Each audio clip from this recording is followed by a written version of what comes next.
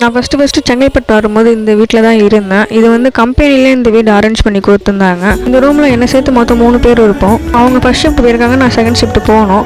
நான் பார்த்த கம்பெனி பேர் வந்து ராம்சேஸ் ப்ரைவேட் லிமிட்டட்னு சொல்லிட்டு சம்திங் வரும். அது வந்து எது மேனுஃபேக்சரிங்னா இந்த பைக்கோட ஸ்பேர் பார்ட்ஸ்லாம் மேனுஃபேக்சரிங் பண்ண சிஎன்சி மிஷின் ஆப்ரேட்டர் தான் இருந்தாங்க. இந்த கம்பெனி கரெக்டாக எங்கே லொக்கேட் ஆகிருக்குன்னா செங்கல்பட்டு உள்ள திருப்பூர் போகிற வழியில் திருவடி சுலத்தில் தான் என்னோடய ரூம் இருக்குது. ஆனால் கம்பெனி வந்து இதுக்கு திருவடி சுலத்துக்கு பக்கத்தில் ஏரிக்கரைன்னு சொல்லிட்டு ஒரு ஊர். அங்கே அந்த ஏரிக்கரை பக்கத்துலேயே தான் அந்த கம்பெனியும் இருக்குது.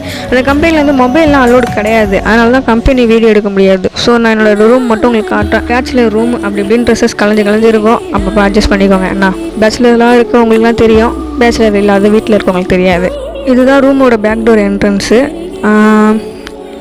இவ்வளோதான் ஹாலு. அது வந்து ஃபஸ்ட் டோர் என்ட்ரன்ஸ். அது இவ்வளோதான் ஹாலு, இவ்வளோ பெரிய ஹாலு. அப்புறம் ஒரு கிச்சனு, அப்புறம் ஒரே ரூமு. நான் போகும்போது ஒரு 3 பேர் இருந்தோம், என்னை சேர்த்து 3 பேர்.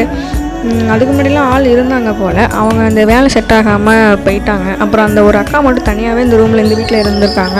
அதுக்கப்புறம் நானும் அப்புறம் இன்னொரு பொண்ணு வந்திருந்தாங்க. என்னை சேர்த்து 3 பேர் இருந்தோம். இப்போ இந்த வீடு இருக்குல்ல திருவடி சுலத்தில், இந்த வீட்டில் குறைஞ்சபட்சம் ஒரு 40-50 குரங்காவது காலையில் 8 மணிக்கு ஆரம்பித்து நைட்டு 6 மணிக்குள்ளே பார்த்துடலாம். அவ்வளோ குரங்கு வரும். அது எங்கேருந்து தான் வருதுன்னு கூட தெரியாது. ஏன்னா பக்கத்தில் வந்து மலை, இந்த வீட்டு பக்கத்துலேயே மலை தான் இருக்கும். அதனால் அக்கா எப்படி வருதுன்னு கூட தெரியாது, எங்கே போகுதுங்கன்னு கூட தெரியாது. ஆனால் கரெக்டாக காலை 8 மணிலேருந்து நைட்டு 6 மணிக்குள்ளே வந்துட்டு பார்த்துடலாம் நீங்கள். அதேமாரி இவ்வளோதான் ரூம்.